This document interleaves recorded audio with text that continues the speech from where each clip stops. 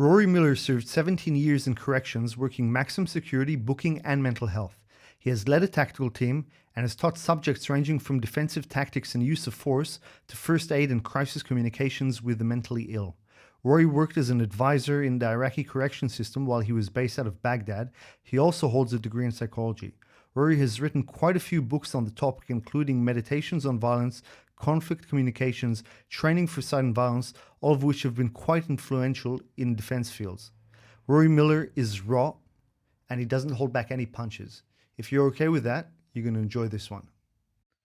Evil thrives when good men and women do nothing, when they fail to make a stand. This podcast is about giving you the tools and the information to make that stand.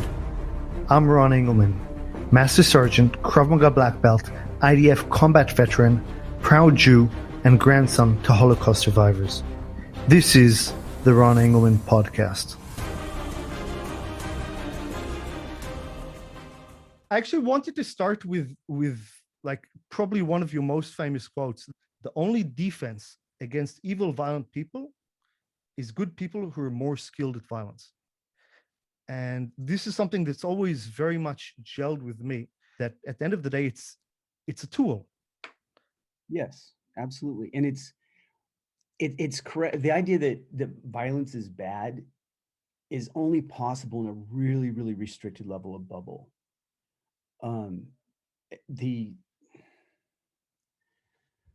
One of the things I like to say that can really upset people, but I think it's true, is if you need to be able to summon enough violence to protect yourself and to get your own food, because there's no way to get food that doesn't involve some form of violence.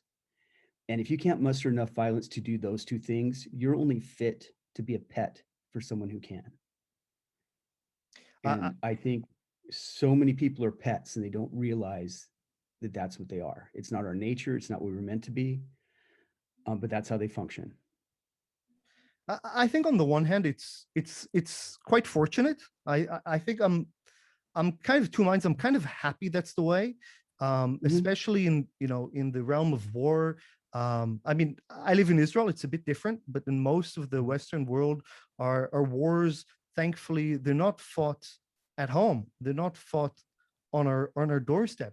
They're soldiers who are out there in Afghanistan, in Iraq, and different parts of the world, and they're taking the fight to our enemies instead of waiting till it comes home, as it does in Israel often, as happened in the United States during 9/11, and as it happened in Europe and around. So it's kind of divorced from us. It's not a reality that we see, and I think people can be excused to a certain maybe not excused. I don't give such a free pass, but for not understanding the need to have violent capabilities.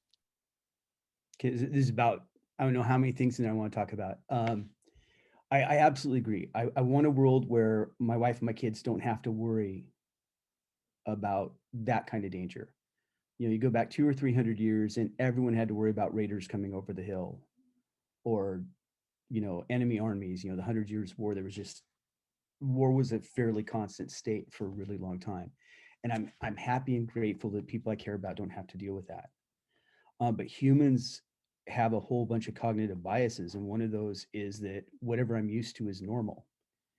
And when you start thinking that way, then when normal comes back, and it always does, you've voluntarily given up all your tools to deal with that level of normal. And that's almost always a mistake. One of the things I love about being in a really diverse culture is we need geeks thinking about new techniques for the future that are going to make the world better. And we also have people that remember, or that as a hobby go and study black powder and blacksmithing and ancient fighting styles that will never come up again, because that way, if it ever does come up again, we have that resource pool somewhere. I love that aspect of being in a big connected world. Yeah, I think it's nice. It's nice when people can do martial arts as a hobby, but this wasn't this wasn't always the case. I come from a family of Holocaust survivors. It's not fun. My grandmother, right, survived, who's still with us today. She survived the Holocaust. My grandfather survived the Holocaust. It's not that distance of understanding what the consequences of being truly defenseless, what that means. My people have experienced that uh, quite well. And there's this philosophy. It's called kind of, people think that that the world is good, and it is for the most part, and that bad things just happen to bad people, or people who deserve it. And it's a very immature kind of way of thinking, or not development. But you can't help but looking at some catastrophes that happen in the world, and you understand that bad things, very bad things, happen to good people. And some of these, it certainly strikes the point of why one would want to have the skills, and have the ability to be able to do something about that, to stand up and to protect yourself. Thankfully, we have excellent armies, in the United States, in Israel, in Europe, in Australia. We have great armies that have so far have been able to keep us pretty safe. But as you said, that wasn't always the case, and my fear is that won't always be the case. Now, the violence is not always. We've been talking a lot about about on the military aspect of it, but we also see it. We always also see it in our streets. You want to be. I mean, I want to have the capacity to be able to protect myself and the people that I love, and as somebody who's dedicated my life to training in being capable of violence, it also brings a certain calm. Like, not everything's intimidating to me. If a big guy comes and pushes me around, that it's not fun. But depending on the situation, it's not as intimidating. It's not going to, let's say, draw out a violent response from me that is uncontrollable. That I don't have, that I wasn't, good for me. That wasn't, let's say, something that I felt that I needed to do. And there are multiple things in there. Scared people are irrational. They're irrational and they're easy to manipulate. They're easy to control. And as you develop the skills, you're less scared. So you recognize when someone is trying to manipulate you and trying to control you, and you don't have to play their game.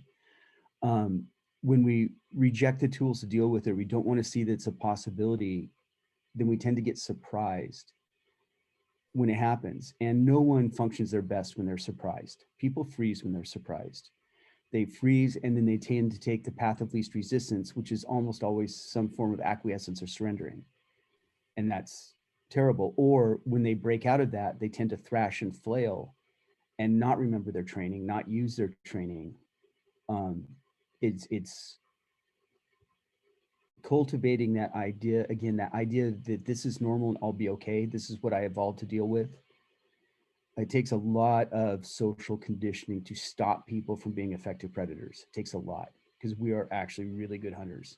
We're built for it. Our brains are designed for it. But no one likes being surrounded by a million hunters in the city.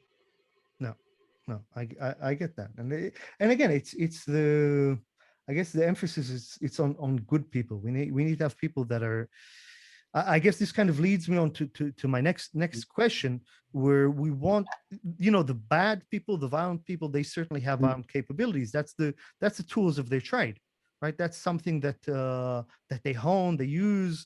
They're quite good at it. Not necessarily good, because a lot of them aren't skilled. If you watch them attack, it's not like they've trained, most of them. But you don't need a lot of training if you're hitting someone from behind with a brick. It doesn't take, so it's one of the things, they tend to be effective, but that doesn't always mean they're skilled or always mean they're smart. They've just been in an environment where mistakes are punished pretty horribly. So they tend to be pretty efficient. And that's something, it's one of those things, you'll almost never be, ambush attacked by someone that's had 30 years of martial arts training. Most of these guys don't have that discipline, but it doesn't take 30 years to get good at hitting someone in the back of the head with a brick. And one of the things that actually backfires on a lot of us that train a lot is we're so used to dealing with skilled attacks, we get surprised by unskilled attacks. It's, yeah, surprise is its own tool, its own power. 100%, and it goes even for, like, if you're training in, let's say, Krav Maga, which is my area of expertise, then you're training in, in a certain environment against very specific attacks in a certain way. A good trainer, because Krav Maga is a self-defense system as opposed to a martial art, a good trainer who has a good understanding of the system can really, carry it out and try to adapt it to as many realistic situations as possible. But we have things like like boxing, like jujitsu, that I love, like kickboxing, like kung fu, and all of these, it's in a very specific way. Often, like you said, it's one-on-one. It's mano, right? Both of us are similar size. There's some competition to be have. It's not it's not an ambush to the back of the head with a brick, right? It's not somebody who comes at you when you're a tourist, like you said, when you're scared and you don't know the environment and you find yourself in some third world country, lost, or a taxi driver is taking you somewhere, and now they've pulled out a knife, and they want to take you hostage or wherever. That's a very different environment in which to apply your skills than in the ring or even in the training hall. Yeah, it's the being attacked from behind is different than having the guy in front of you. Being outmatched in size and strength is the norm. I don't know a lot of weak, small people to go around attacking bigger people unless they're crazy. So you can assume he's going to be bigger than you, stronger than you, or crazy. And that's a really different thing to deal with. Someone who is having a schizophrenic episode or an excited delirium is so different from any sparring I've ever experienced. It's really hard to describe. It's, people have heard the stories about them breaking handcuffs and things like that. We had one of the ones we were dealing with who kicked the door off a police car from the inside, kicked it off. Wow. But the thing I heard those stories. No one ever told me that they're also faster than a human being I've ever seen. The reaction time is like an animal. It's really, really freaky and just completely different than any level of sparring I've experienced. So, and obviously you've served as a corrections officer for many years. You've even been stationed in you've even worked in Iraq in the corrections. I was being an advisor for their correction system. So yeah, not out there playing any kind of special operation stuff. But that's really, that's, we always think in the realm of the correction facilities, of that's really, let's say, on the one hand, a home, or maybe even a breeding, let's say, a school of violence. More so in the prison system than the jail system, because jails get a lot more violence, in my opinion, than prisons do. Because the people are fresh off the streets, they're still angry, they still have the drugs in their system, and booking, which is where the new arrestees come in to get processed, will have about as much hand-to-hand experience as the entire patrol district. So if you've got 40 police on a given shift, or 100 or 150, or however many there are in your city, the two guys working booking will have as much experience as all of them combined. State prison has a little less violence aimed at officers, but when it is, it's targeted and planned, because in the jail system, they're held up until their trial, or if they're sentenced to less than a year. In the prisons, they can be sentenced to life, and they can have years to plan it. So when the stuff goes off in a prison, it goes off horribly. I mean, really, really bad. Jail is less teamwork between the criminals than there is in prison, but more spur of the moment, hot-headed stuff. So very rarely you get the targeted thing. So I guess the question would be, on the one hand, we'd want to know how what we can learn from that, as as ordinary civilians, or as people who train martial arts for self-defense or who have an interest in self-defense, what could we take from there to apply in what level? Because let's say, what can we learn from the violence that we see over there that we can transfer? How is it different from from what we train for in the training halls or in the traditional or martial arts or self-defense systems? What are the lessons for us? I came up through classical jujitsu, well, judo first, and which has a lot of similarities to any other sport art, and then classical jujitsu. So my assumption was a trained fighter with armor and a weapon, and my weapon has been broken or lost. So I needed to close. Lots of emphasis on throwing and twisting because those work on armor, and striking generally doesn't. But our range was super close because if you're dealing with someone with a weapon, you needed to be really far away or really close. The only two places, and that drives everything within there. One of the things within our specifically, because our assumed opponent was trained, is almost all of our throws were designed to mess up a trained break fall. And if you try to do a regular break ball with some of our throws, you will break your own collarbone. So we take that assumption, but that's not how bad guys set up. So the biggest thing that I got out of work in corrections was how the bad guys think, how they choose their targets, how they set it up. And the analogy I keep going back to is it's all about hunting. They don't fight if there's any choice at all. Fighting assumes the other person has some kind of chance. They set it up to make sure that that never happens. So absolute surprise, closer than you expect. The surprise can either come from terrain, like you come around a corner and you're hit, but a lot of it is social. They get close. They use their hand gestures and their verbals and their body language to get close. They instinctively know that people, if right here we're looking at each other. So if you didn't know me, if I was about 6 feet away, something would feel wrong. But if we're absolute strangers and I come up to your side, hey, how you doing? I can get within easy striking range without that same trigger happening. That trigger seems to be based on faces. So they close the distance that way and they do the friendly talk. And then when it is an attack, it's not like sparring. Whenever you're sparring, there's always this balance of whether I'm going to go offensive or defensive, right? And they just go all offensive on the assumption you'll never catch up. You'll never complete your OODA loop because every attack coming in is a piece of information that they'll overwhelm you mentally and they'll never have to defend themselves. That's something that we see a lot.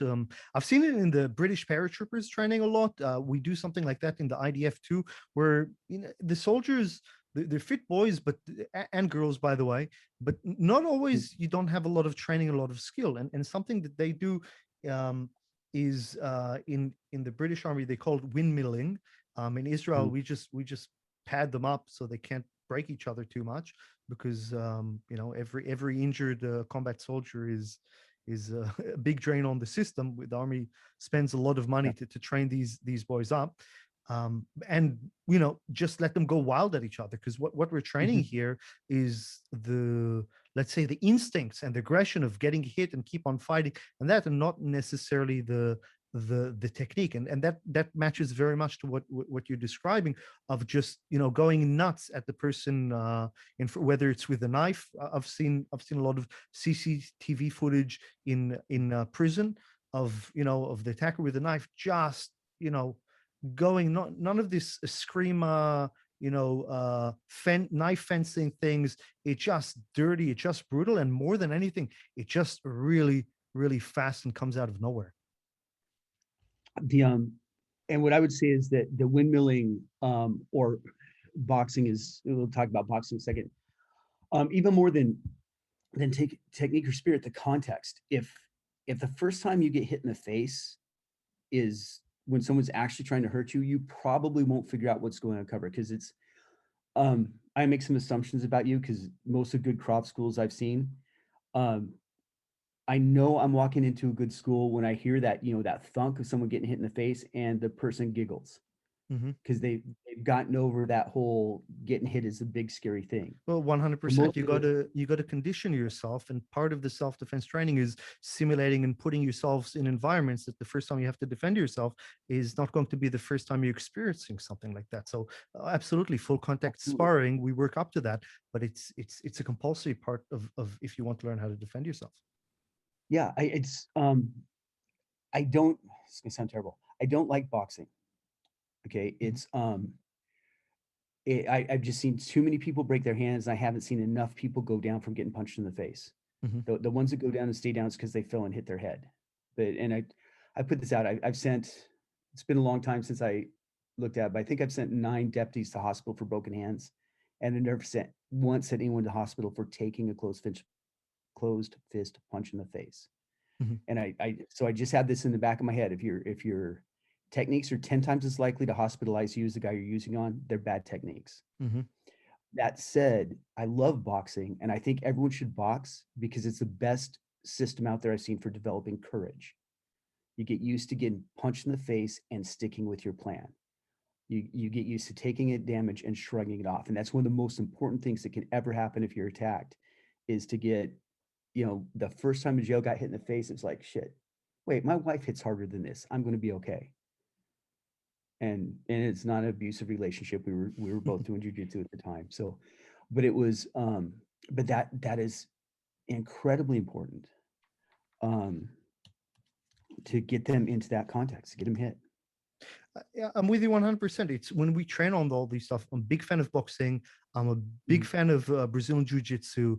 I love these pursuits. I mean, I take them as sport. They definitely give you um, certain advantages as well. But I'm with you 100%. I think that I mean, the place where boxing doesn't translate, it's two evenly weighed Mhm. guys with equal skills. Both of them know exactly what they're there to do. They're ready for it.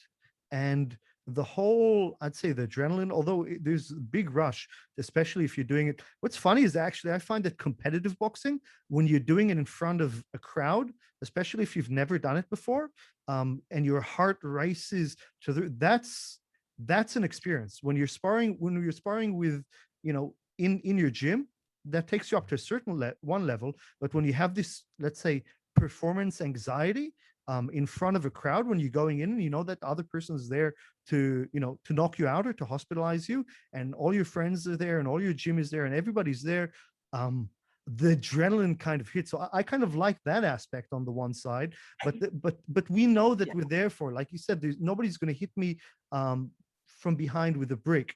Um, I know exactly what they're going to hit with. And also, like, I'm there, I'm ready for it. Like in the self-defense mindset, like going back to the situation you described in a prison, um, in in the ring or in the gym, both of us are ready for it. We know exactly what we're there. We've warmed, we've stretched Yeah. up, we're ready. And then when they say go, we go. In When I'm assaulted on the street, my Mhm. attacker is there. They're at 100%. Yeah. They're revved up. They know exactly what's going to hit because they're pressing the button. Um, Mhm. the general assumption should be that I don't know what's about to happen, because if I did know, I'd work my way out of that situation. So there I am, like the extreme situations, like you said, you come around the corner and boom, you get hit. So I didn't even know we were about to fight. I'm at 0 and he's already at 100. And now I need to catch up. But I want to go on further. And I'm sure we're going to discuss about this in a second. But I think it's often even worse. I'm not at 0. If I'm trying to submit and to de-escalate the situation, and I'm trying to show body language, I'm saying, look, I'm sorry, I didn't mean to spill the beer on you. Let's not fight. Take my wallet. Look, I don't want to fight you. I'm actually going in reverse. And they're just gaining courage. And now I need to go from reverse into 100 and to catch up. And that's a very hard thing to do. Yeah, and there's so much in there. It's, um, every self-defense instructor will say, if someone pulls a knife, says, "Give me your wallet," you give them your wallet. And most of the time, that's the right answer, until it's not, and then it becomes the worst answer. And I don't want to making anyone think, well, then I shouldn't give up my wallet because Rory said sometimes it's bad. Sometimes it's a small percentage. Humans are adaptable and they will use things. For most of the time, it's just a junkie and he just wants some money to get his next fix. He doesn't gain anything by hurting you. He actually gains a lot more attention. If someone, Tel Aviv is a pretty big tourist town. If someone is pulling a knife on tourists and taking their wallets, how hard are the police going to look at that? It's for here, they aren't going to look at it. There's almost not enough evidence to get a conviction. But if someone starts stabbing tourists and taking their wallets, the police are going to look in that really hard. And there's going to be a lot more forensic evidence and a lot more chance of getting a conviction. So for an experienced criminal, it's not actually serve them to hurt you if they're getting what they want, if what they want is enough money for the next fix. Does that make sense? Absolutely. Yeah, 100%. Yeah. Okay. Within that, and what you're talking about was managing yourself, which is one of those, if I invest in not turning this into a fight, then I've invested in that and it will be harder for me to switch than if I've invested in turning into a fight. But if you do that, you're going to lose your self-defense claim. If I'm right, if I'm aggravating it. And it's really, really hard and at the same time, really, really simple to go in without an idea of what will win. And just, I'm going to try this tactic. If it fails, I'm going to switch to this tactic and I'm going to be able to switch 100% without hesitation. That seems to be one of the hardest skills that humans have, is the ability to, when they recognize what they're doing is not working, to switch to something else. But that is its own skill. And that is a hugely important skill. A, recognizing this is not going where I want it to go, and B, switching 100% to a different tactic. What I find works really well in that type of environment is not having to figure it out when your heart is racing and fight or flight responses are kicking in and every inch of your body is freaking out. It helps to set red lines, and this is something I like to think about a lot, is setting your red lines or your lines in the sand beforehand, knowing, look, if somebody's going to rob me, screw it. But if they pull a knife and say, hey, I want my wallet, nine times out of 10, I'll give them the wallet. And the 9 times out of 10 is not necessarily going to do, it's not really going to be about the attacker or about, whether I think I can take them or not. It's about me being able to assess what I think that they want out of that situation. And if I've assessed that they've only got want the wallet, I'll give them the wallet. I don't care. But if they pull out a knife and now they say, people like to say, well, if somebody pulls the gun on you, just do what they say. Okay, right. So take my wallet. But now if somebody pulls the gun on me and says, get in the car, that's not so obvious right now. It is obvious because there's no good outcome of a criminal wanting to take you someplace more private. There's no good outcome there. And this is one of the reasons why it's so important to actually not just study self-defense, but study crime. You call them red lines, I call them go buttons. If someone tries to move me to what we call a secondary crime scene, no, answer is no. I will drive my car off a cliff with my entire family in it, rather than go with my family to where a bad guy wants us to go. Because driving off the cliff, there's a chance we'll survive and a good chance we'll recover. If we get to that private place and he maintains control, it's going to be torture, murder, rape, one by one, while forcing me to watch and finishing with me. Why would you want to rely on the kindness of someone who's very clearly demonstrated that they have no good intentions for you? And that's one of the problems that people have. We talk about social and asocial types of violence. Most people have a lot of experience with social conflict, and so they try to use those tactics on someone who's already not playing that game. So they try to talk down or reason with or get sympathy with someone who's willing to cut people's throats for fun. You aren't going to get sympathy with that. You aren't going to convince him that you're special and you're not the one that needs to be cut down, because he's doing it because it's fun and you're a toy, not because he has some kind of deep-seated issues and you're a fellow human being that he can connect with.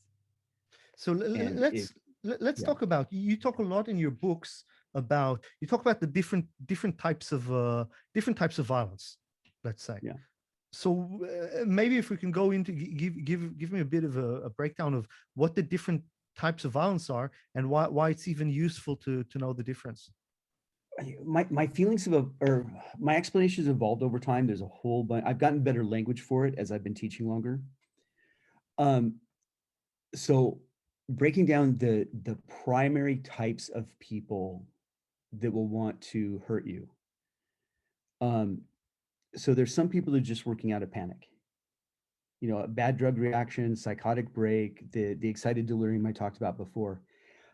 They don't care about me. It's not because they want something from me. In their head, I'm some kind of big scary monster, or they're demons in everybody that need to be cut out, or they have something going on in their head that puts them in a completely different reality, and they're panicked.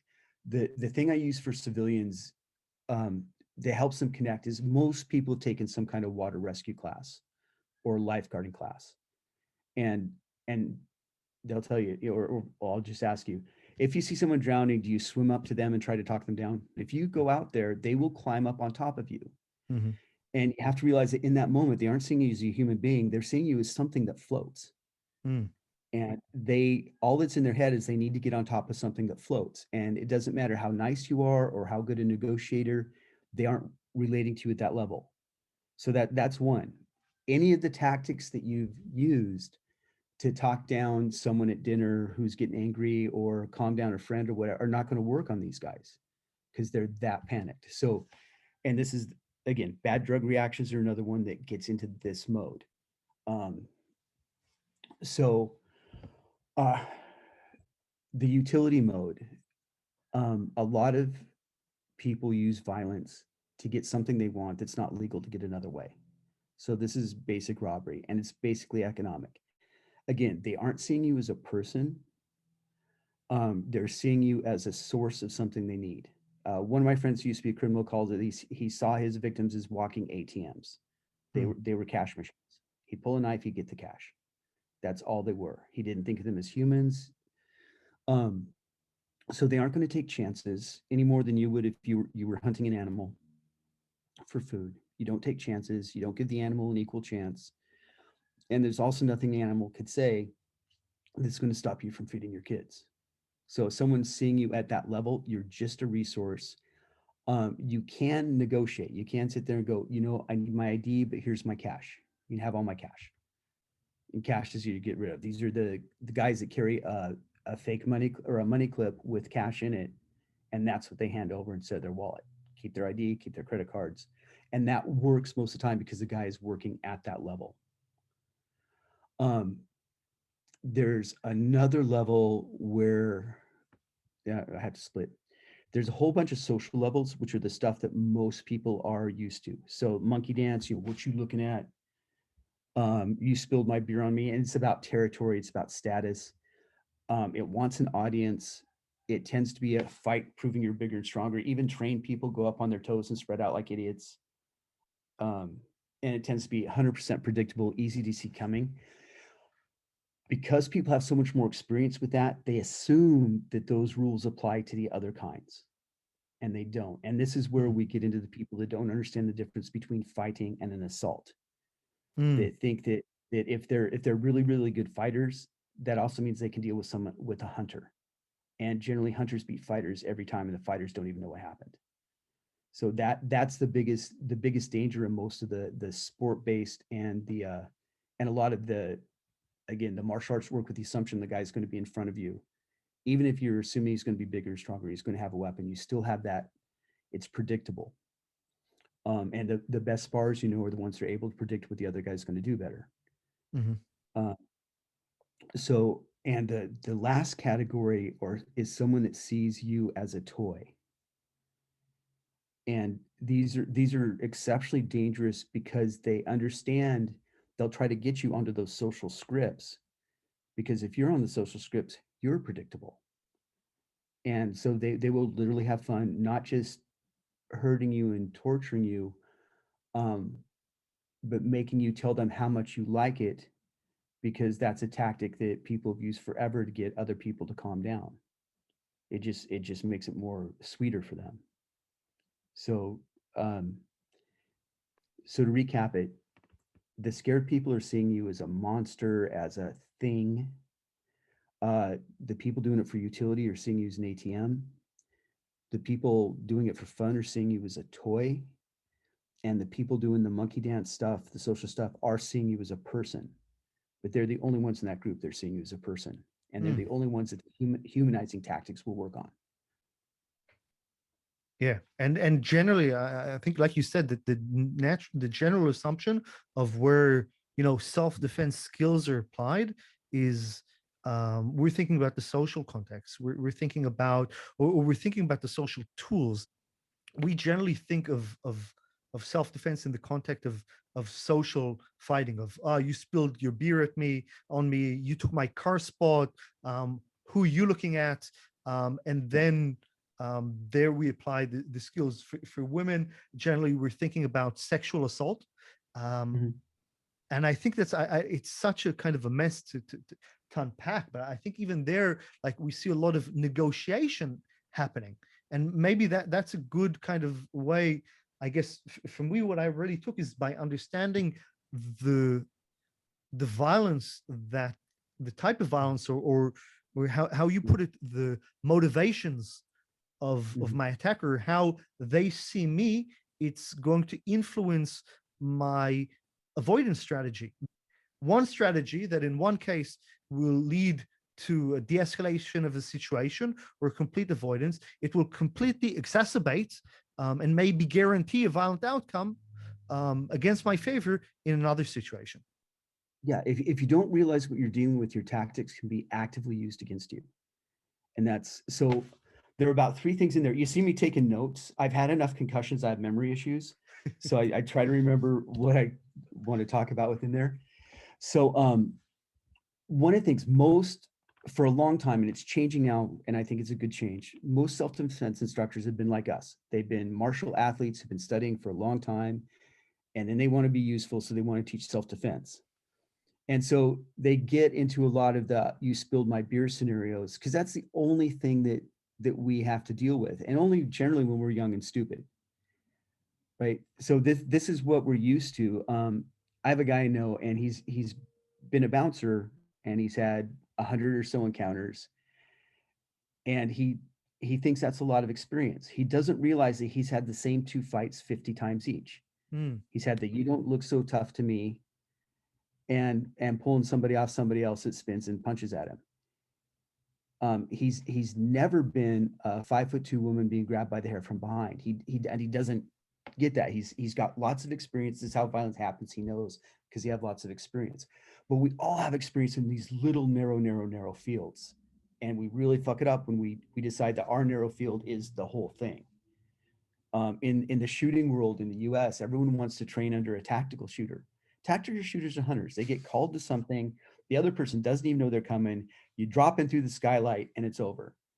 Okay, that's not what any civilian under attack is going to do or want to do or have the skills to do or the resources, and it doesn't apply. But hey, this guy shot a lot of people, so he knows what he's talking about. Well, He it's shot a lot of people. exciting. We watch. Yeah. I think the misconception is, we watch the Bruce Lee movies, the Van Damme movies, and we want to be heroes, right? We want to learn self-defense because because our idea of violence is what we see in the movies.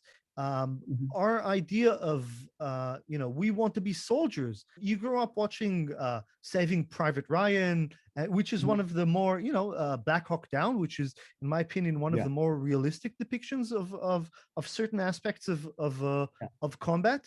And you think that's what war is. That's what it means to be a soldier, Mhm. and you go into that expectations. But then, real world is very different, and maybe that's part of my explanation of why the people teaching martial arts, right, grew up on these martial arts movies.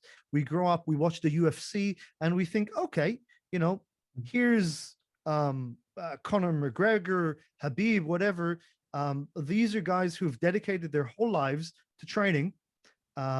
They train 6, 7, 8 hours a day, every single day in their training camps leading up to specific fight. They sit and they analyze countless hours of videos of the people that they're going to face with the coaches. They've got a striking coach, they've got a grappling coach, they've got a conditioning coach, they've got a nutritionalist, and here is Joe Blow, who's working as accountant and wants to do some and thinks that, okay, well, I should be doing what Conor McGregor is doing, but no, I'm going to do that twice a week irregularly, and that somehow is going to help me defend my loved ones against home invasion.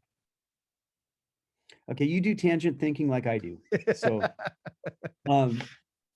because going up, starting with where you started with, watching the movies, wanting to be heroes, stuff like that, I get that. The thing is that people tend to extrapolate their experience to other people when it's not appropriate.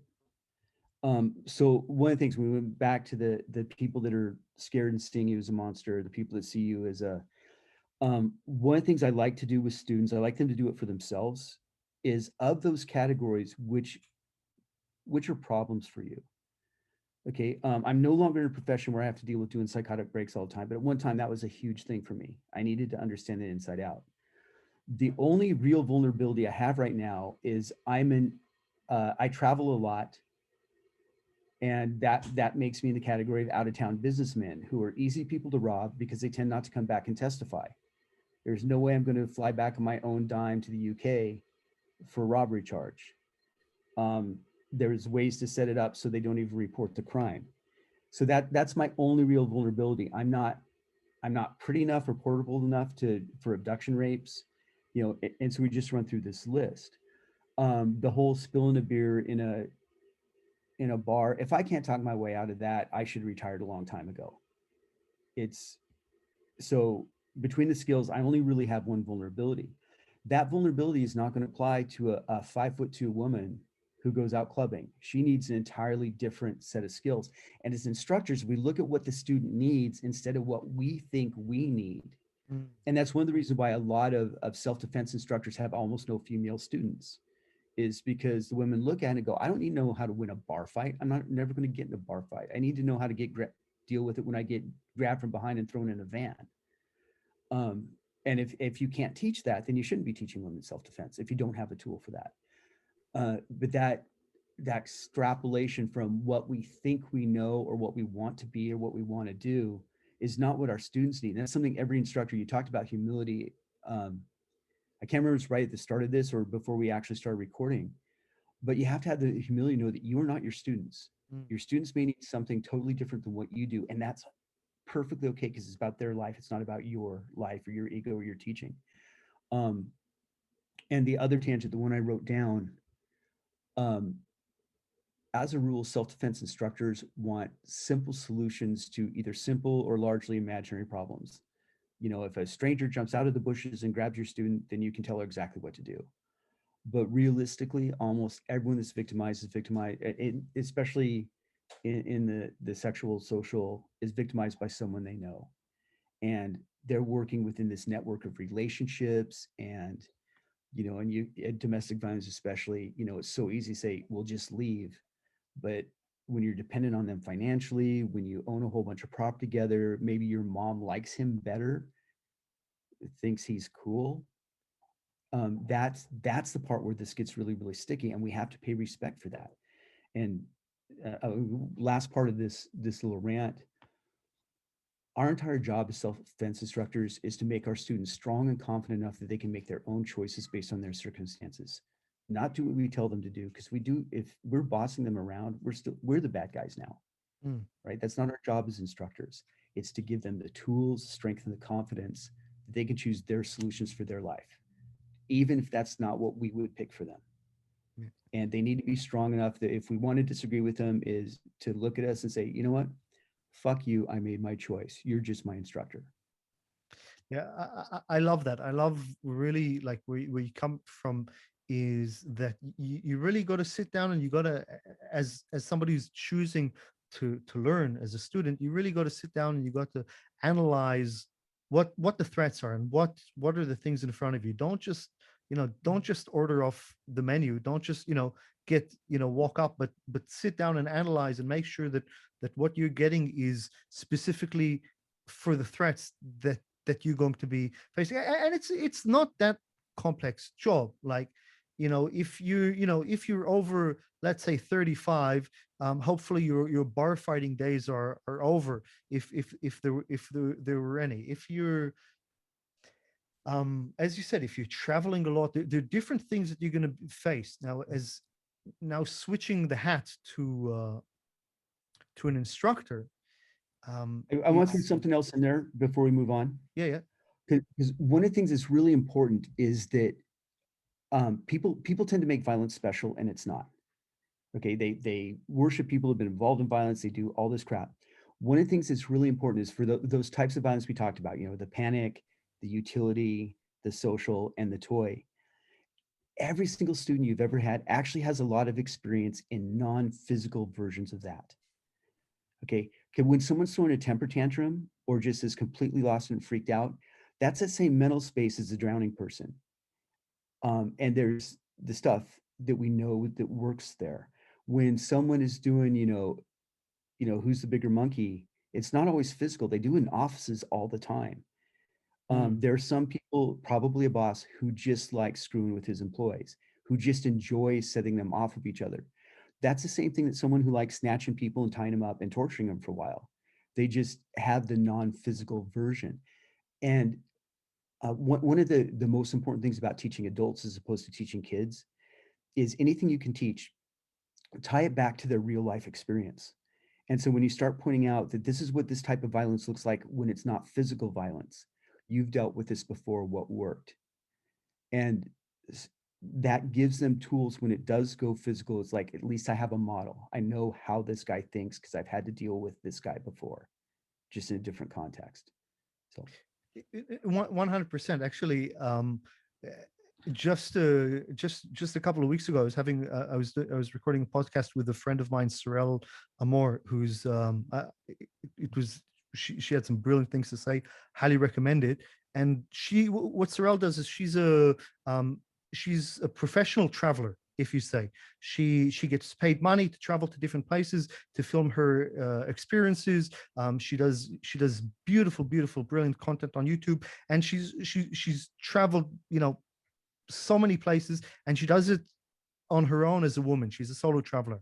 And we were talking about that, and she says, surprisingly, I've had very few situations where I had any, I was threatened or I had to use self-defense. And I go, okay. And as the conversation goes on, she gave me about 6 different situations just off the top of her head, without thinking, without relationship, of, no, look, I was followed by a guy and I noticed him and he came after me, and quickly I grabbed my friends, and then she gave me another situation, and I go, what are you talking about? You just, that's exactly it. These are self-defense skills. It's not the mechanics. I said, well, from what you described to me, you're actually very, very skilled avoiding violence and very experienced. You've done it a few times. And then we spoke about how some of her experiences growing up, where she had violence in the home. So she had already the systems, the understanding of how to deal with violence, how to de-escalate it, or how to confront it, or how to even mentally work with it so it doesn't traumatize you. And what you say is a very valid point. I think some people certainly have these skills and know exactly what to do. They just don't recognize. And you say it's not, violence isn't special. Okay, the mechanics of it, but the mechanics of it is it's just one part of it, and we're overly focused on the mechanics. But everything that leads up to a fight and everything that goes after a fight, that's maybe, if not as important, for sure, it's probably even more important. And even the mechanics, I think we can simplify a lot, because part of making it special is making it complicated, and dueling with someone who's also skilled is really complicated. Hurting people is not that complicated. It's like, you've had a human body your whole life, you know what hurts on it. Hit that, ideally with a tool, because we aren't monkeys. We use tools, and do it with as much surprise as you can. And that will be most skilled martial artists. If I can hit you in the back of the neck with a baseball bat, I don't need a lot of training to do that. But I need to remember that hitting people in the neck is better than hitting them in the head. And there's something here somewhere I can use as a tool. Yeah. So I use a tool. Absolutely. And You say as you pick up your coffee mug for the people who aren't yes, watching the I video. was displaying. I was displaying. The coffee in here is cold, so. Okay, so how can we use that? How can we use that and apply it practically? So you say, okay, it would be great if we could surprise somebody, with a baseball bat. That's more on the, let's say, on the assailant side. But from the Yeah. person who's looking to defend themselves, okay, how can we take this knowledge? Let's say if maybe we can what's the word in English? Like extrapolate, like Right. spread out. How can we take apart, let's say, sexual assault, right? How can I understand, okay, what the mechanics are, what the cues I'm looking for are, and then what are responses that are going to help me? The um this is a long talk, and when we're talking about self-defense, I'm going to go for a while here, I think. And you've probably read Facing Violence, but in my opinion, there are 7 things you've got to include if you want to call it self-defense. Okay, so it's the legal and ethical part is 1. Mhm. In this context, ethical is the rules you hold yourself to, and legal is the rules society is going to hold you to. And it's one of those, if you don't know what your rules are on violence, you're going to freeze. So you have to know, you have to be okay with hurting people if you have to. Violence dynamics, you have to study crime and criminals and how they happen, which is where you're starting with right now. Prevention, you have to train in and be okay with not fighting. And that's hard for young guys because everyone talks about talking your way out is better, but then you practice punching and kicking, and they only ever get rewarded for punching and kicking. Mhm. So they think that talking their way out is just words. And that has to be specifically addressed. Counter assault, you need something for the ambush or the sucker punch. One of my assumptions is if you see it coming, you're going to avoid it, which means by definition, you're going to get hit by the one you didn't see coming. So you have to have a response to, I got hit in the face, I'm in the fight. That you put in, it's operant conditioning. So you're actually in the fight before you've had time to think about it or get into it. So it's stimulus response training. This happens, I do this, and then you're in it already. You need to be able to deal with a freeze because almost everyone, when they're surprised, freezes. And that this is just a thing. And you've got to know how to recognize when you're frozen, because most people don't, and how to break out of it. The 6th thing is the fight, which is where people spend almost all their training. And the last thing is the aftermath, all the stuff that psychological, emotional, medical, legal, and retaliation possibly that's going to happen or can happen afterwards. If you leave any of those parts out, your people are vulnerable. So getting back to the specific question, you have to study violence dynamics enough to know what you're facing so that you can prevent and avoid it. There's a concept in there called test questions, which is one, okay, so getting date rape. It can happen, and I'm not saying one of these is good date rape and one is bad date rape. They're both bad. This is like the difference between eaten by a tiger and eaten by a shark. Okay, climbing a tree is not going to save you from a tiger, but it will save you from a shark. So that's why it's important they're different. So it can just be an idiot who's not taking no for an answer and doesn't get it, or someone who has planned this for a while. And the test question, in my opinion, for that is, one of the mistakes that women make is they tend to slap the guy because it's a social thing. I said no, I said no, I said no. Slap is just saying no really hard. If someone who's planning on physically escalating it, that becomes their excuse to escalate it and make it the victim's fault in their mind. So the test question for me is the woman leaves. If she leaves, then the guy who's just an idiot can't ignore that as a serious no. But if he tries to prevent her from leaving, then he is a bad guy, and she doesn't have to slap his face. She chops his throat. She's now established that she tried to leave and was prevented. So that idea of getting test questions, is this a robbery or is this someone trying to get me to a secondary crime scene? Get into that. Then in the actual, when it gets to the mechanics, one of the ones that's horrible. One of the things I like to think I'm relatively undamaged, but one of the worst jobs I had to do when I was working at the jail is occasionally we did self searches all the time, and occasionally we would find a journal hidden away. Someone had been keeping a journal, and I had to read a number of journals from sexual predators to see if they were evidence, Mm. and they generally were. So one of the things I've heard BJJ guys say that mount defense is rape defense, or working the guard is rape defense, and it's like the most common rape position is face down with the pants pulled down part way, so they can't move their legs. Mm. Okay, so what are your defenses for face down with a bigger guy on top of you and your knees tied together? What do you got for that? Mm. So this is one of the study the mechanics of what actually happens to get your solutions. Not what you think happens, not what you imagine happens. Well, we have a saying in Krav Maga. We often look at prevention. I had a trainer. It's a bit of a cop out, but it's also not. But one of the instructors I used to train under, he says, look, if you're sitting on a chair with a blindfold and your hands tied behind your back and a Mhm. noose around your neck, what are you coming to me for? Like, it's too late. Yeah. I can't help you. I don't have a technique for that. It's how did you get to that situation? And that's why we work it out in this order, because that's where you're seeing it coming, avoiding it, talking your way, getting out, knocking that position. And one of the mindsets within here is hunting versus fighting. Yeah. No, Like but, say, don't stop their face, you chop their throat. sorry, I actually It's want to, yeah, um, because go ahead. what you say is actually very valid in terms of, yeah, what we think the positions are. Just going back before we move on, is what we think the positions are, whether it's the guard position for people who are not familiar with Yeah. jiu-jitsu, with grappling, where you're on your back and your opponent or your attacker. It's not even correct to say opponent here. We're so conditioned to that. Mhm. Your Yeah. the person assaulting you is between your legs, or the mount position where you're on your back and the person is sitting on top of you, straddling you with one leg on each side.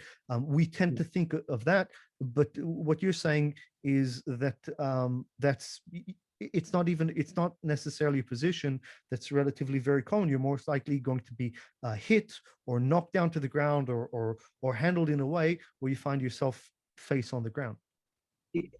Right. And what is and there's so much more in there. It's most bad guys get psychological control. Mm. Um, have you ever heard of a bitch slap?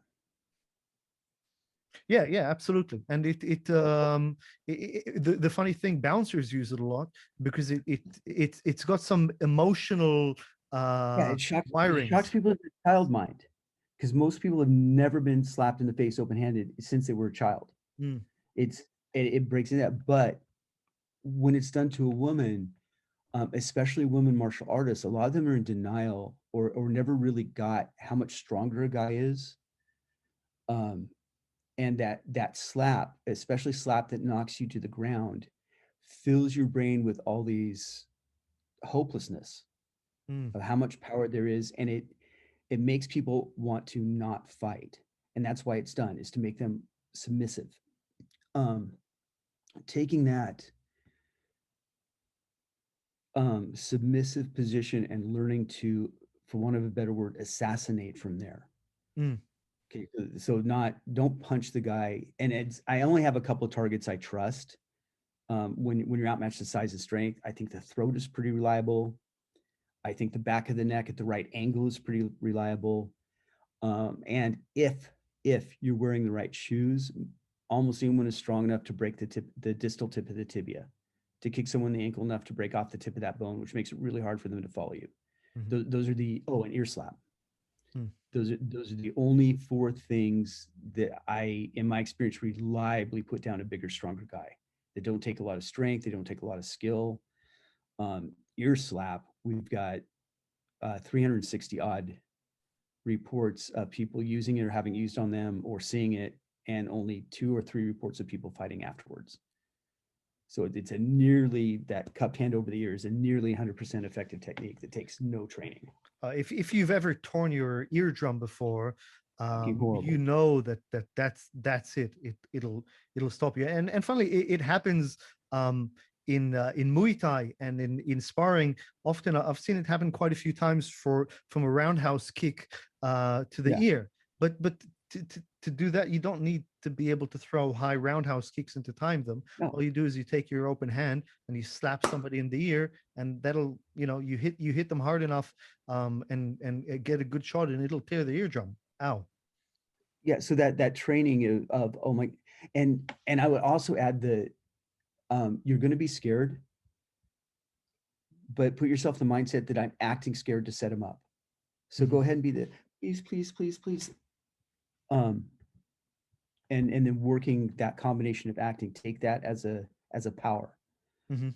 We tend to think of this when I talked about those 7 things. Sometimes we take those as completely separate and discrete, right? You're fighting or communicating. You don't, and realistically, you can fight and communicate at the same time. I would talk gently to people I was handcuffing. So they're fighting and struggling, and I'm kneeling on their neck and kneeling on their elbow, but saying, son, just relax. This is okay. Once the cuffs go on, you're going to be perfectly safe. I'll take care of you. And there's a huge cognitive disconnect when someone is fighting you physically, but talking to you gently, that a lot of people, that their brains would just start to spin Mm. and they would fight way less effectively. So it's, I'd so our assume fifth, though you have to be in some position of power to be able to do that. The power dynamics.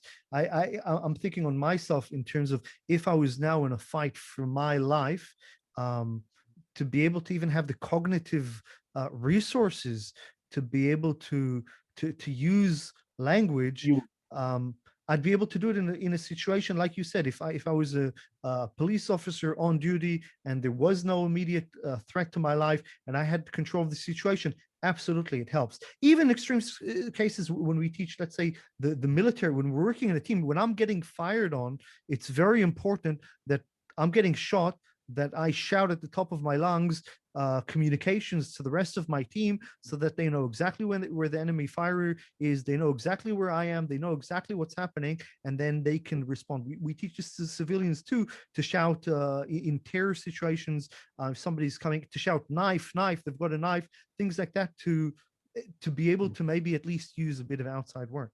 To use it in a situation like that, yeah, I get it. I just think, okay, so absolutely right. You won't be able to until you've done this a lot. That's but the underlying thing, you already mentioned communication. So move, shoot, and communicate are the triad, right? Um, if you're alone, there's no reason why you can't communicate with the bad guy. Drop the knife, drop the knife, stay down, stay down. That has the thing of it plugs his brain towards, not necessarily into, but towards what you want him to do. But also we call it witness preps. It preps the witnesses to see what they heard. Related to that, and this is where I was going with it.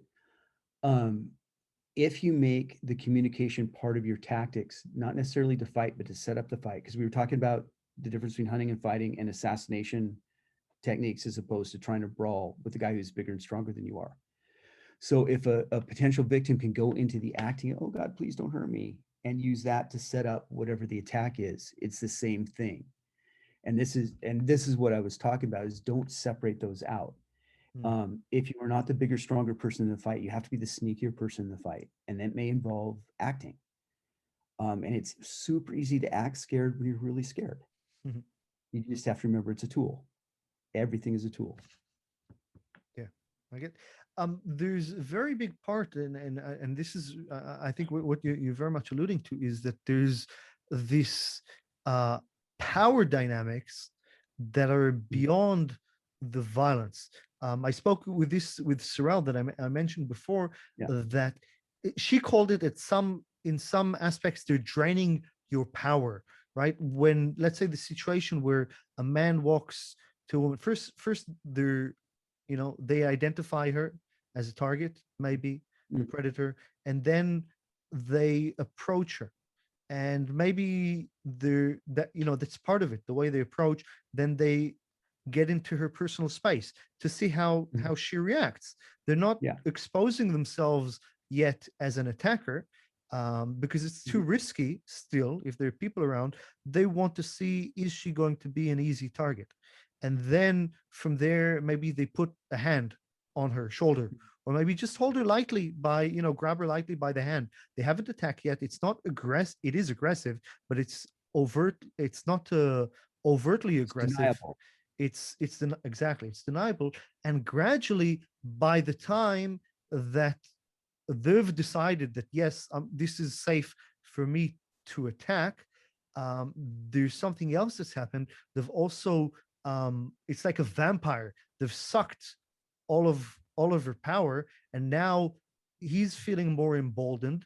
She's feeling weaker, and now when she's called to defend herself, it's going to be mentally that much harder to go from a feeling of a victim, to a feeling of somebody who can fight back and can maybe not even necessarily beat their opponent, but do enough in order to fend them off so that they can get away to safety. Yeah, Peyton Quinn calls that the interview. Yeah. So and the way that I characterize that is, no matter how much training you've had, if you haven't had real encounters, your hindbrain knows you've just been pretending. And your hindbrain is very ritualistic. And so one of the most dangerous things, and so imagine someone who's a well-trained martial artist, but she, for whatever reason, gets talked into, come with me. And she realizes that she needs to fight. And then she decides to fight when she gets to the doorway, because fighting in a doorway, way better when you're smaller and weaker. You can use the door jam to break collarbones. It's just way more effective. But she gets there, and her hindbrain now has one rep of obeying and not getting hurt. And so she comes up, well, this will be even better if we get to the car, because the car door, and I can use that triangle. And as she gets there, and her hindbrain has 2 reps of obeying without getting hurt.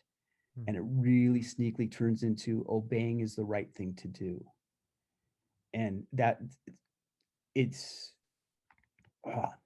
there's a whole bunch of ritualistic stuff that happens when you're scared. And this is why some people get caught in a loop. It's a form of freezing, but they keep saying or doing the same things over and over when it's not working. It's because your hindbrain is going, well, you've been doing this for 30 seconds, hasn't gotten you killed, so just keep doing it. Even though your forebrain can look in the future and see, this is going to get me killed. But your hindbrain's stronger and older, and it wins. So that that's how I would characterize. I love her phrase of vampirism, but that's how I would characterize it. They get you into the not fighting me has not gotten you killed. So let's just keep not fighting me until it's too late. You've studied psychology, so have I, which is funny how our journeys kind of pass through some of the same places. I remember studying about Robert Cialdini, who his field of study was influence. He was the guy who literally wrote the book on human influence, on how to get people to do things. Most of his studies are known in the marketing world, of how to convince people to buy products or to buy. But one of the things, he's got about seven different spheres, 7 different ways of influence people, and one of them is called, it's kind of like the foot in the door method, where salesmen, back when there used to be door-to-door salesmen, the first thing is they'll say, hey, can I get a glass of water, right? And you say, okay, sure, no harm in getting them some. Is it okay if I come in for a second? And so they're getting the yes, another yes, and another yes, and another yes, and they've created this pattern or a dynamic in the relationship between you and them that it's a cooperative. You've agreed so far, and then by the time they get you to say, hey, would you like to buy this? Wouldn't you like to buy this product? You're already so far down the yes pattern. No becomes much harder. And I really connect to what you just described. Part of it makes you feel weak, and part of it, yeah, it's a strategy. You go, okay, I've been going yes, and it works. It's been working. It's very hard to then come back and go no, and maybe that takes us full circle to what we discussed before about the go buttons, as you call them, or the red lines, of going, the moment that I've identified that this person has bad intentions, I'm stopping it right there. Women talk about in I've heard something that I like very much in kind of women's self-defense, which is no means no. And Yeah, what I mean by that is that no is not negotiable, right? absolutely. Hey, can I get your number? Um, you go no. You don't go no. I've got a boyfriend, because now you've Yeah, started negotiation. They go, well, I don't see your boyfriend there. yeah. Hey, it's just friendly. Can I get your number? And she goes, nah, look, it's not really convenient. And it's like, what? Don't you want to be friendly? And they're kind of using that, and now you're in a negotiating with somebody who's negotiating in bad faith. But if the other Absolutely. tactic is you go, hey, can I get your number? And you go, no. And you go, why not? Because I said no. And I say, come on, don't Mhm. be like that. I told you no already 3 times. I'm not going to tell you again. There's no negotiation here. And being assertive and stopping things like that could very well be the difference between a predator who gets confidence to keep on taking you through, and maybe you have to rely on your self-defense skills, which we spoke about how hard it is in that situation, or just stopping it, and you don't have to figure out whose kung fu is better. And that's perfect. And that's a really good example of using boundary setting as one of those test questions we talked about earlier. Mm. If someone takes no for an answer, they're generally a good person. You have to say no 3 times, escalating, they're generally a bad person. And if they keep going it after that no, then you know what you're dealing with. It's um, it's diagnostic Mm. on top of being a good tactic. I'm with you 100% on that. Yeah. Let's talk about the monkey dance. We spoke about Okay. it. Generally, now we're making kind of maybe the transition from sexual assault to something that Mhm. maybe young males find themselves more into. You speak about so what is the monkey dance? Everyone knows it. It's got a couple of different cultural things, but it's usually over territories or status. Territory is, you looked at my woman, that's my chair. The status is who's the bigger monkey. It usually starts with a hard stare, and usually what you looking at. And then everyone stands up and they posture, and it's this spread out up on your toes, trying to look big like a cat. Stupidest way to stand if you're actually going to punch somebody. Actually fairly safe for you because the punch will knock you off balance instead of doing damage. And then it can go through several shove stages. There's one place where the opening moves to knock off the other guy's hat. But it's all show, it's all symbol, and then it tends to have that big looping overhand right, which is way more likely to hurt your hand than hurt anybody else. If someone gets hurt in this, it's because they fell and hit their head. It's or broke their hand. But it's one of those ritualized. The same thing when two sheep, two rams are doing this. Um, it's a ritualized fighting within our species. Okay, so and Super. this is something that's generally easy, let's say, again, to kind of identify the cues. One of the cues is maybe, first of all, situational. This normally happens between two men of Yeah. similar age, generally, unless one of them is psychotic. Or mentally ill, but it Yeah. generally happens between two men. There's got to be something gained here by fighting. If a It's grown man beats up a 12-year-old, yeah. there's nothing. There's no exchange of currency. There's nothing there. You've There's no you've done some status. bouncing. You've been a bouncer, right? A bouncer? No, I've never been a A bouncer. doorman, bouncer. No, no, Okay, I thought you mentioned before. Okay, no. because one thing Professional, we find is professional soldier and just everyday meathead. when I was a bouncer, I was like 70 kilograms or less. No one challenged me. They challenged the guy who was 100 kilograms because if they got their ass kicked by me, they'd win nothing. If they kicked my ass, then what? You beat up a little kid. What the hell? They'd gain nothing. So they would generally challenge one of the guys who worked with Ty, who was big and strong, but also really professional and pretty gentle. So they knew they could fight him. He'd probably kick their ass, but they wouldn't get hurt too bad. And they get points for having the heart to challenge someone that big. So their status would go up with their buddies no matter what happened. Mm. And so that's that dynamic. That's what they're getting at. They want bragging rights with their pals. They want their buddies to think that they're cool and tough. Um, the the thing about the monkey dance, and this is, I think, really important to psychology and to males, and um, it's stupid. Okay, it's predictable, it's preventable. You're trying to, and this may sound harsh, but mentally you're trying to impress chimpanzee females, because this is the kind of thing that impresses chimpanzees. Not, I'd have to interrupt you. I don't think it's stupid. I think we're evolutionary hardwired for that, and it's no longer productive. It doesn't serve a valuable purpose. People fall into that because historically, you wanted to show the rest of your tribe that you were the alpha and that you could protect them and nobody could mess with you. And you do that by beating up an outsider.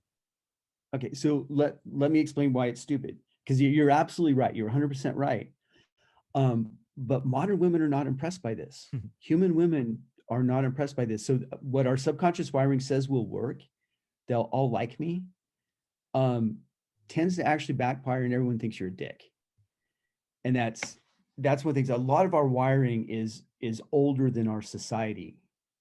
So it's one of those things that your monkey brain goes, this is going to be great, everyone's going to love me, and in real life that's not what happens. Well, if And people, anybody thinks that way, I think it's useful to remind yourself that it's never the alpha. By the way, I've seen it many yeah, times. It's not the alpha absolutely. of the group who picks the fight and who beats up the outsider. It's usually somebody lower on the Yeah, hierarchy scale that wants to assert, their position or maybe their loyalty or their toughness to the group. yeah, and exactly. And so this is one of the things you'll see, the professionals, the people that actually do violence for a living don't do this. This is literally beneath them. And that's when I was talking about the psychology, that's one of the weird things when you get movies, TV, or what kids think is cool and tough and macho, and you get people that actually do dangerous stuff for a living, they have almost completely different values. You will never hear a violence professional, and as a soldier, you'll never hear a violence professional go, no, I need to do this alone. We don't do dangerous shit alone. That's stupid. That's not manly. That's not courageous. That's stupid. And stupidity gets people hurt. And that's not our job. But you get the kids that have watched the movies and the TV, it's, I've got to do this myself. It's like, you need to sit down and shut up and let us deal with it. That weird thing about almost everything that a rookie or a novice or an outsider thinks of as courage, we think of as stupidity, and the kind of stupidity that gets your team hurt. Hmm. And that's one of the things is, and this is a hard nut to crack, because you get that kid who doesn't monkey dance and he walks away and he's got these voices in his head telling him he's a coward, he's stupid, he's horrible, and he's doing what the mature violence professional would do, but that's not what the voices in his head say. And trying to get kids over that I mean, we had one, a friend of mine, Terry Trahan, who, if you haven't interviewed him, you should. He's interesting, former criminal. He and I were going to a seminar. The driver picked us up, and the driver cut off a guy on a motorcycle, and the guy on the motorcycle started following us into the place we we're going. And we told the driver to stay in the car while we talked to him. So we talked him down, and the kid was, well, I should have been there. It's like, no, you shouldn't, because he would have seen your face. He would realize you're a driver. He would have escalated. There was no gain from having you. But and the thing that killed me is rethink a whole bunch of teaching. He's like, but all you guys with experience act like you don't want us to have experience. It's like, you're right. We don't want you to have experience, because there's no guarantee you're going to survive experience. That's what experience is. And recognizing, but he felt his manhood had been in some way slighted because we didn't want him to escalate it. But I get that from again, if we go back to the cavemen, if we go Yeah. to the evolutionary origins of this behavior, if you back down from a fight as a young male, in caveman society or whatever, then you wouldn't get mating rights, right? As you said, the Right. women aren't impressed by fighting because today it doesn't serve any instrumental value. It's actually a sign of low social status, people who Absolutely. fight. But back then during caveman society, it's your caveman instincts that are kicking in and saying, "Hey, you walked away from a challenge. Your social and sexual currency has just been devalued."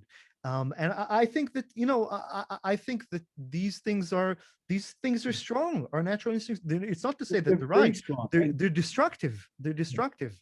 And Well, I think it's go ahead. Yeah, if yeah, if you think about it, almost all the whole point of training in anything is to not do what your instincts say to do. Mm.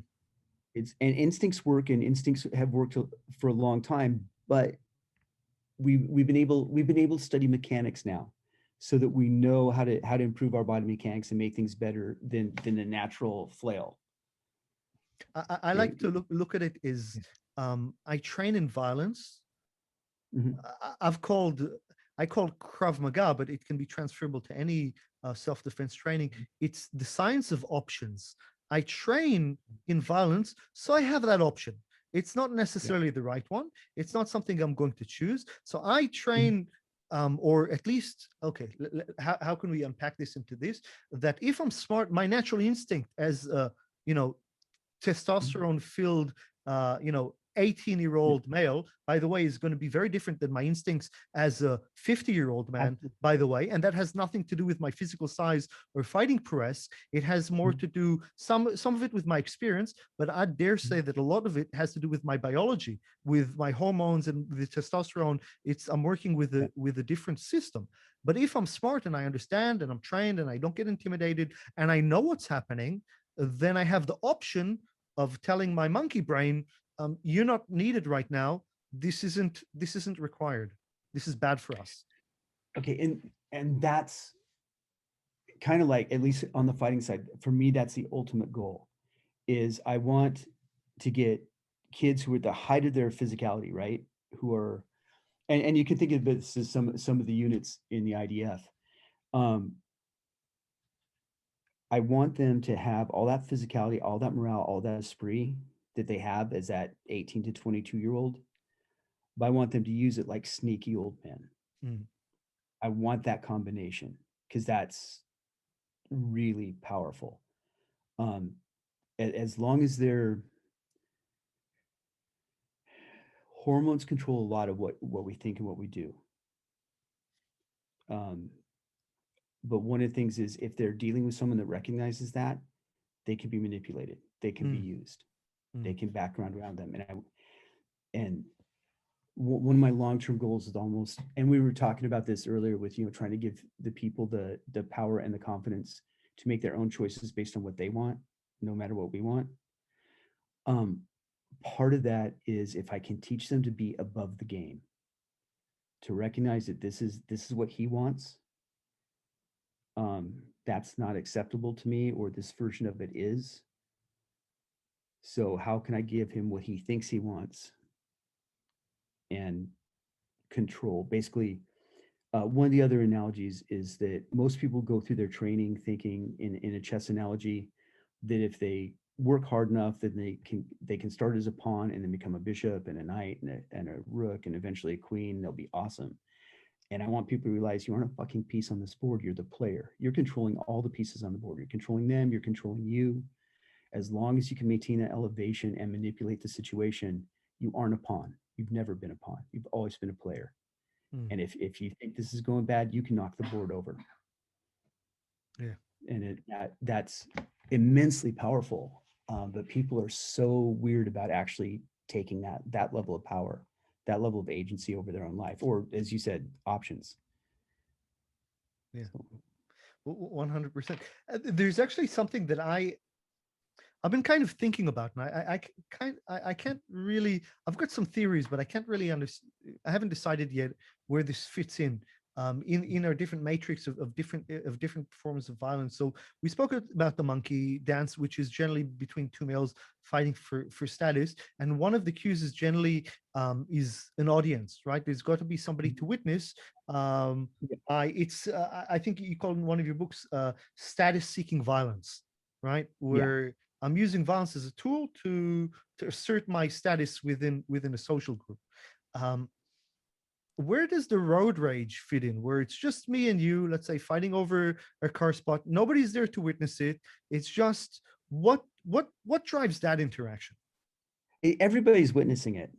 It's that they're different people. They're moving around. They're in cars. Doesn't enter the monkey brain in your head. Everyone's witnessing this. So generally, what happens is someone cuts someone off or does it too close, and it's a straight up territory violation. This is my bubble. This is my place. You got into my place without my permission, and now I want to teach you a lesson. So I start crowding into your place and doing all that until it escalates. And in that moment in your head, all the other cars are part of the tribe that's watching this. And you feel, if you let the rage get to you, you feel like you've been punked out. The same things you were talking about losing social and sexual currency. If you let this stand, that's what triggers. It's the one thing in it that's weird to me is that when I look back at the cases I've seen, most of them were significantly older. People that would be too old to monkey dance in a bar. Generally. So that's the one thing in there that I think is a little confusing. But again, as you get older, maybe it's your responsibility to protect territory, to protect your home and your family, maybe grows. So maybe that's it, but I'm just speculating there. That's interesting. I find that fascinating, actually. That's something that like road rage is different. It's really, it's the same, but it's different. And you're right. Road rage is one of the areas where we'll find grown older men pulled into violence behavior that like outside of their car, outside of that, you just I can't really see how, or you explained it a bit, but really, it's like you put that same person in the same situation out on the street. You know what? You put somebody in front of him, pushing him, right, and trying to agitate violence a million times worse, and they're going to de-escalate. They're not going to get sucked into it. What is it that brings that cars have that brings it out? The other thing that I think probably needs to go in the equation is like you're talking about, if it was face to face in the street, but in the cars, there's no de-escalation.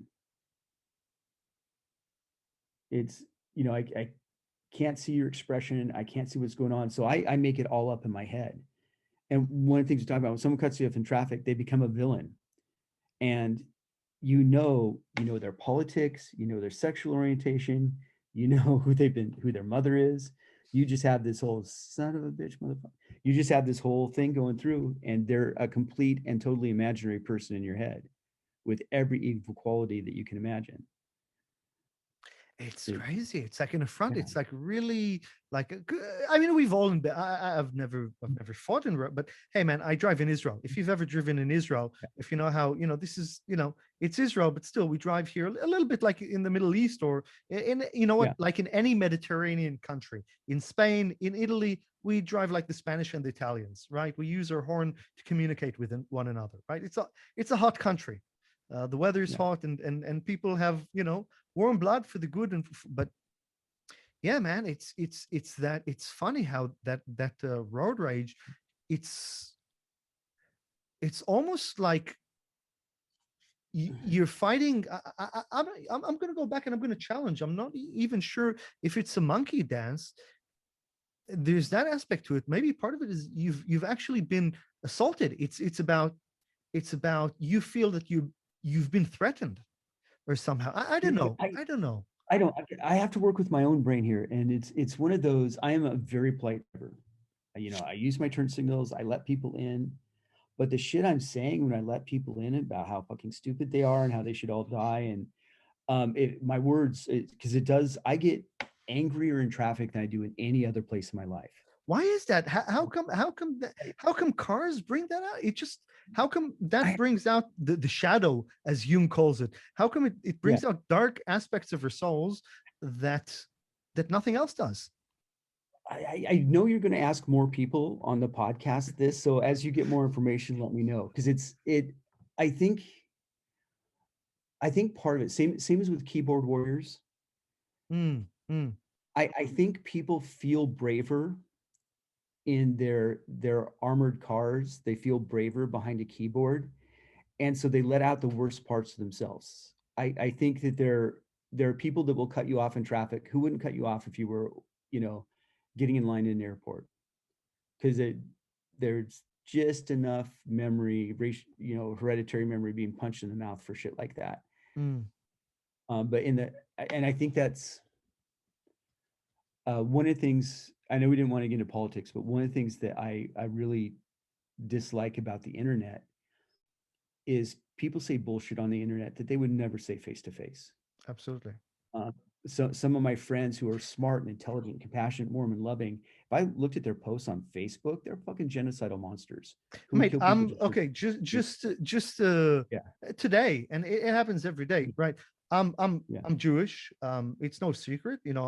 I'm from Israel. It's very clear in my instruction.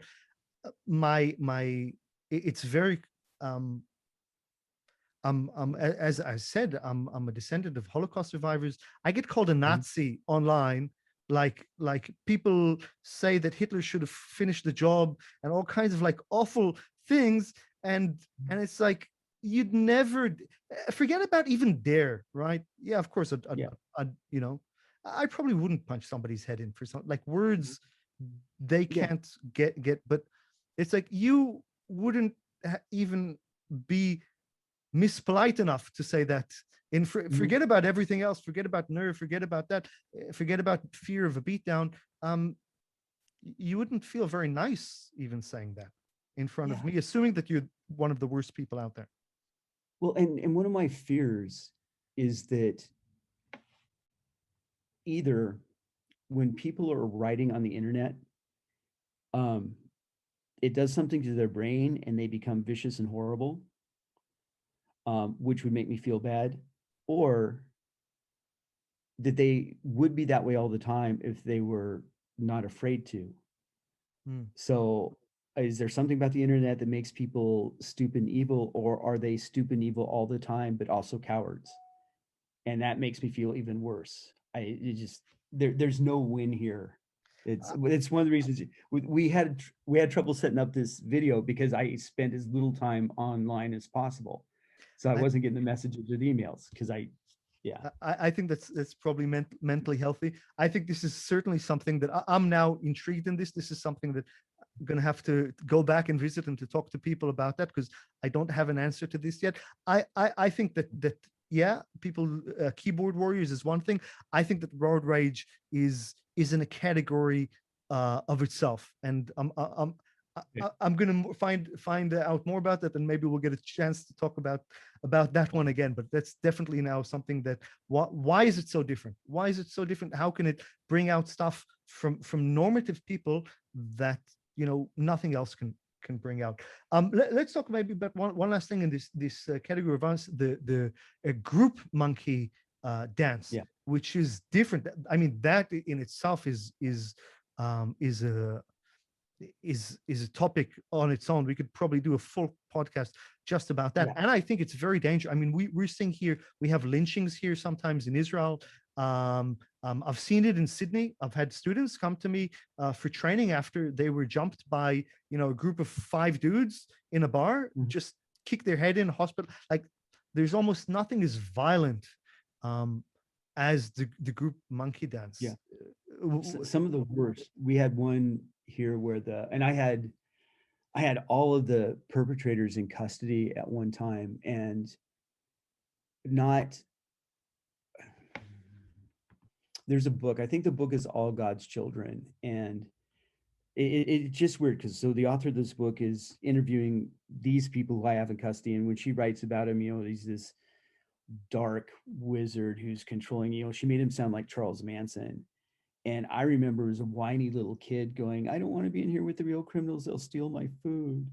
And one kid, it was just so pathetic and sad and small. And one who was a woman who was, you would have thought of her as the nerdy girl who was on the chess team and the debate team in high school. But they were part of what Portland at the time was calling a street family, and they thought one of their members had talked to the police about them, and so they got together and beat her to death and lit her on fire and stabbed her a bunch of times. And they're all in custody for this uh, group monkey dance. So it was, yeah, I absolutely agree. Some of the most horrible, violent, vicious things come from this dynamic. So what is this dynamic? So like, what are the cues? What are they? What's the aim? One of the things of the categories of violence I talked about, this is a pattern, but it actually there are different flavors of it, or different types. And I put it under social because it's social to the people doing it. That doesn't mean it's social in the interaction between the victims.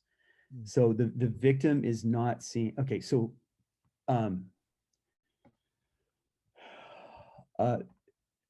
in my head, there tend to be three motivations for it. And it can look similar from the outside. So just straight up bonding.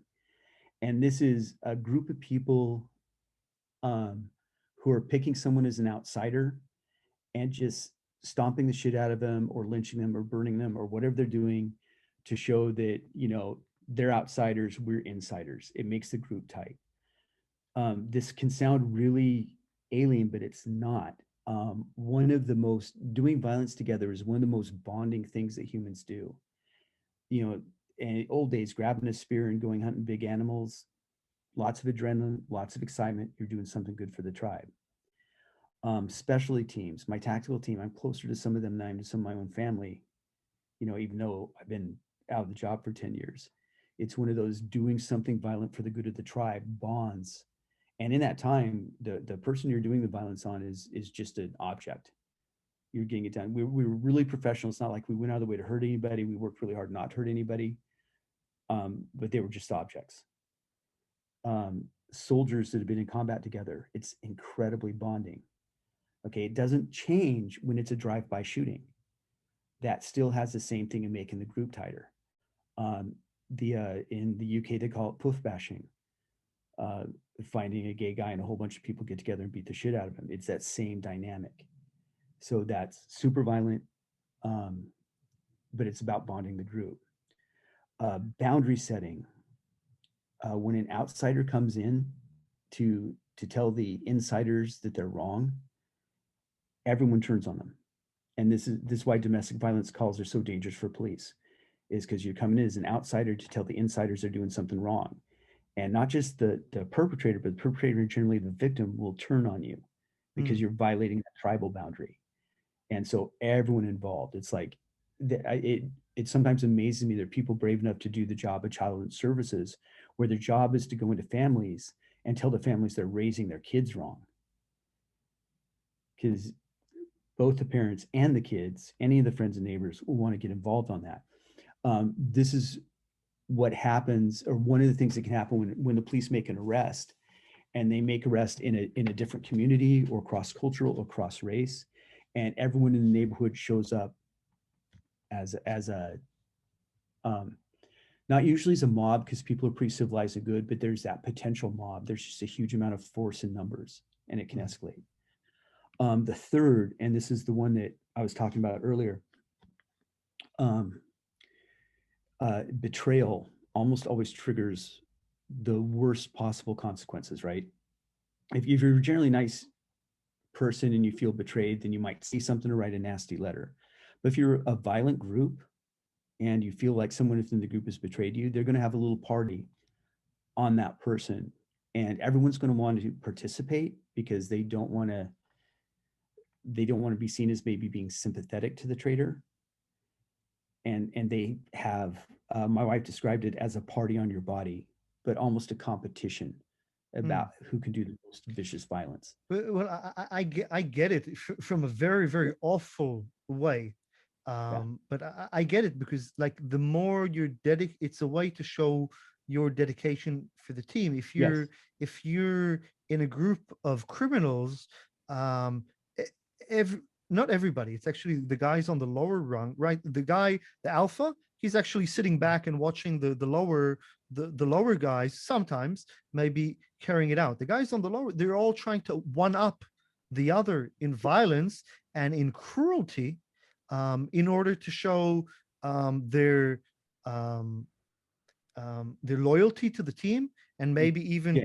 to get value within that, to be able to show their value within the team, maybe to rise in social rungs. It's like these, keep on coming back to these social motivators in the violence, Yes.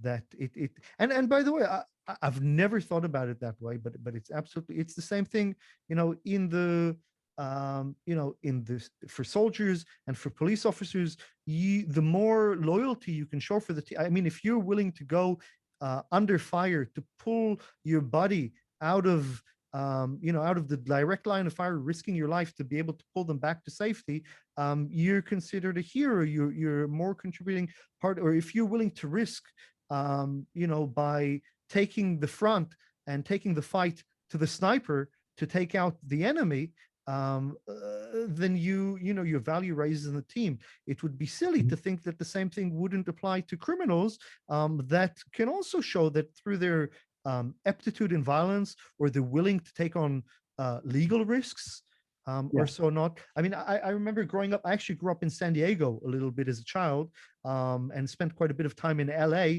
back in the 80s.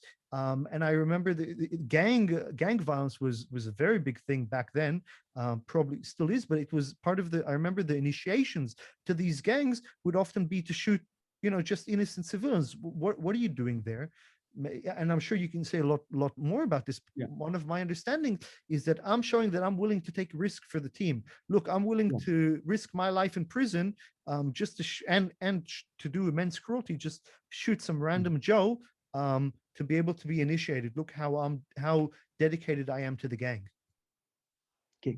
One of the things you mentioned in that I wanted to point out, when you're talking about the upper ups tend not to get involved, that depends almost entirely on how organized the group is.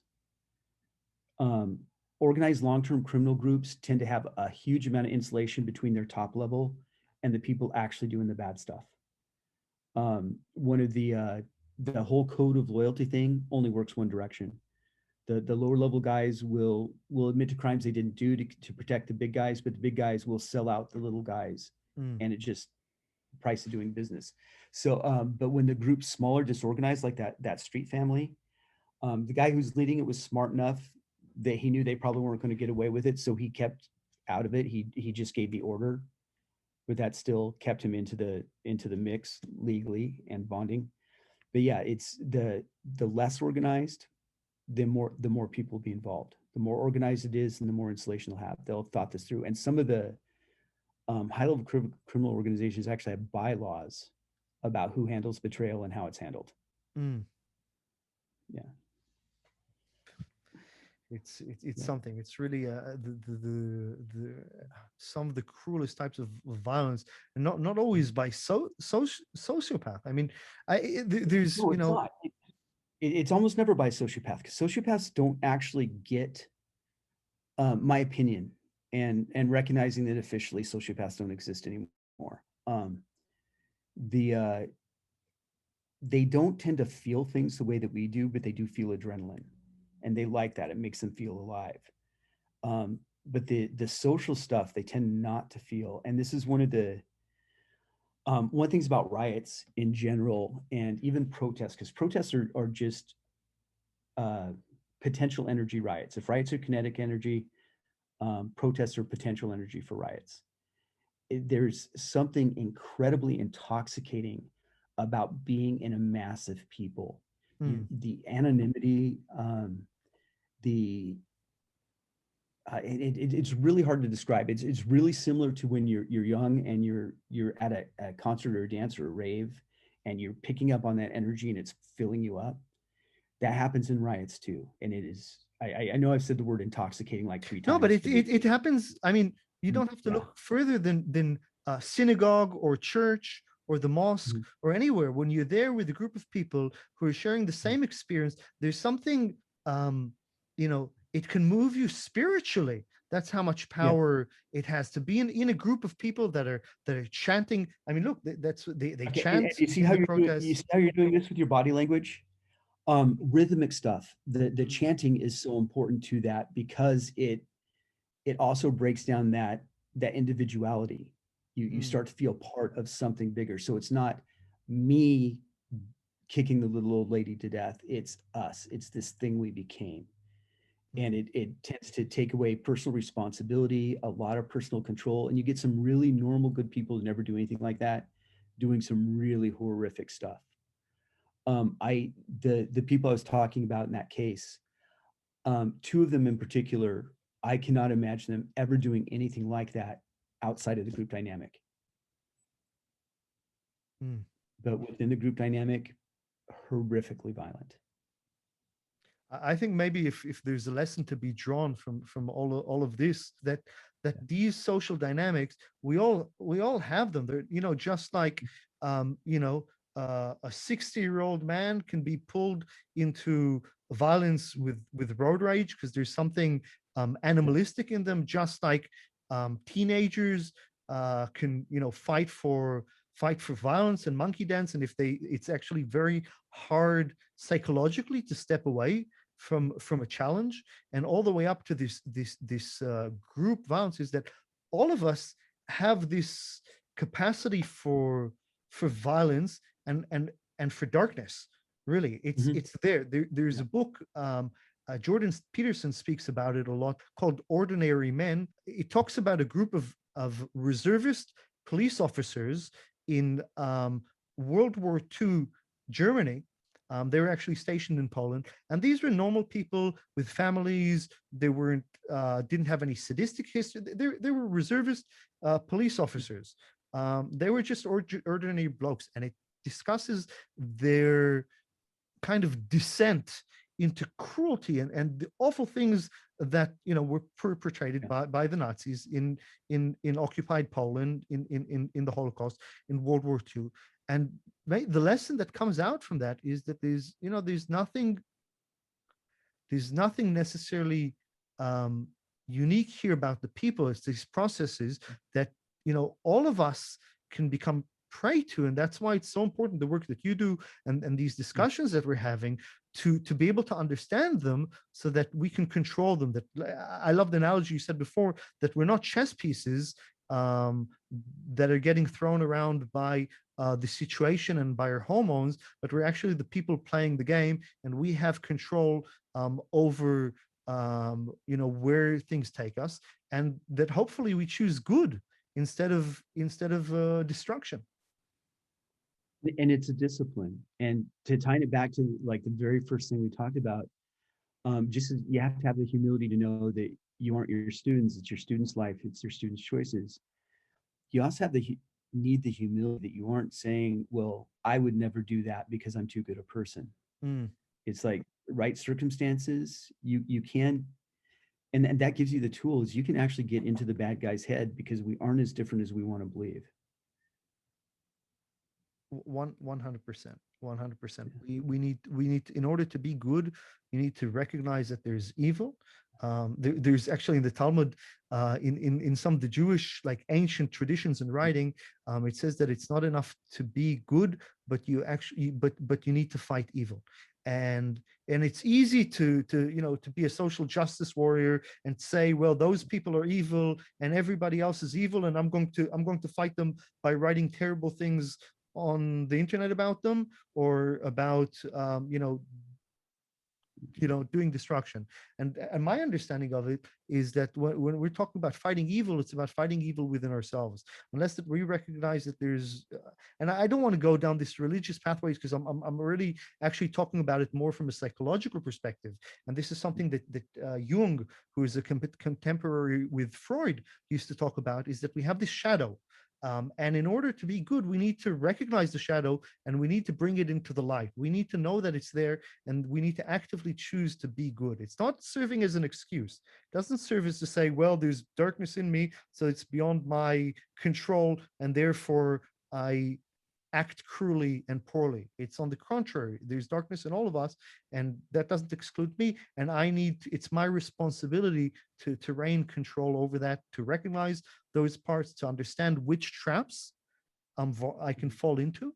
I believe that the more people that know self-defense and the more people that we can carry out this message to, the more people that will stand up for good. There's a quote that says that all that's necessary for evil to flourish is for good men to do nothing. So that's the way I see the mission of me, of you, of self-defense instructions, of self-defense instructors, of martial arts instructors, is to teach more and more people to be able to stand up for good. And to stand up for good, you got to have the skills in order to stand up. Otherwise, you're just a liability. If there's one thing I could change in society right now, somehow passivity has become part of the definition of good. And you can't be good and inactive. Good is a verb. You have to, like saying, you have to fight the darkness within yourself. I think of it as instead of dichotomy, good, bad, is are you working to be better or are you not? And it's a process. There's no end state. I have to be a better person tomorrow than I am today. 100%. I think that's a perfect a perfect place to stop of working, being better tomorrow every day. And every day. That's it. Rory, I can't thank you enough. This has been enlightening. It's been fun. I've been wanting to speak to you for a really, really long time.